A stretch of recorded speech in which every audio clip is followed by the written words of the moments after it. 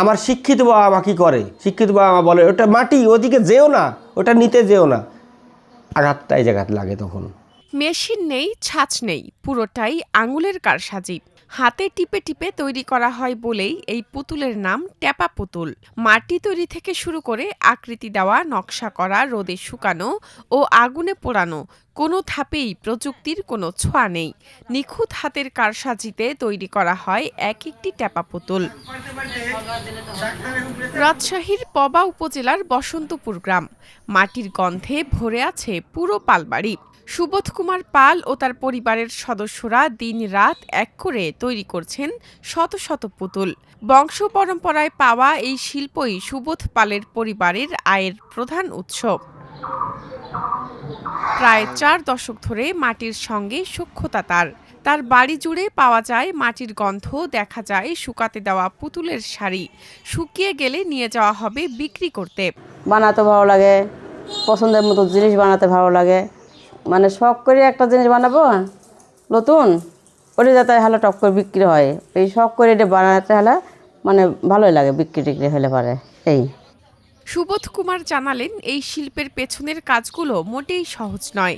নদী বা বিল থেকে এঁটেল মাটি সংগ্রহ, তা পরিষ্কার করা, এরপর হাতে গড়ে তোলা, এরপর রোদে শুকিয়ে লাল মাটির পানিতে গোসল করিয়ে সবশেষে পোড়ানো হয় আগুনে। প্রতিটি ধাপেই প্রয়োজন ধৈর্য আর নিখুঁত শৈল্পিক হাতের ছোঁয়া। সুবোধ পালের তৈরি পুতুলগুলো শুধু খেলনা নয়, এগুলো যেন এক একটি জীবন্ত গল্প। বরেন্দ্র অঞ্চলের নারীদের দীর্ঘ পথের পানির কষ্ট উঠে এসেছে তার মাটির কলসি হাতে থাকা নারী মূর্তিতে। ঢেকিতে ধান ভানা, হামানদিস্তা কিংবা শিলপাটা, হারিয়ে যাওয়া গ্রামীণ ঐতিহ্যকে নিপুণভাবে ধরে রেখেছেন তিনি।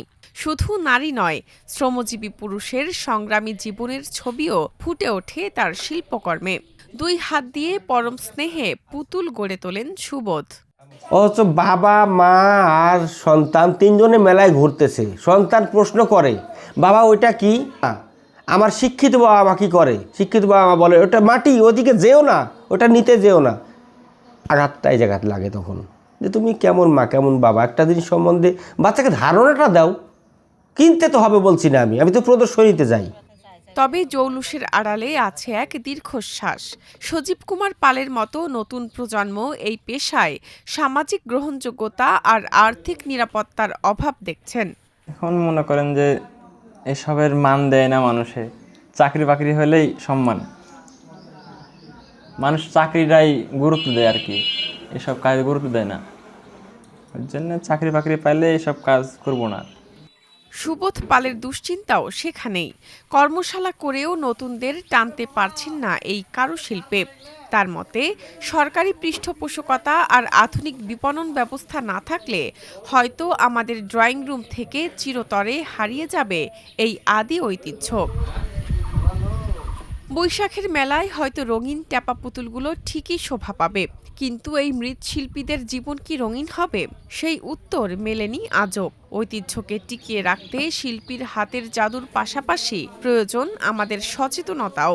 সরকারি পৃষ্ঠপোষকতা পেলে এই শিল্প দেশে তো টিকে থাকবেই, ছড়িয়ে যেতে পারে বিদেশেও।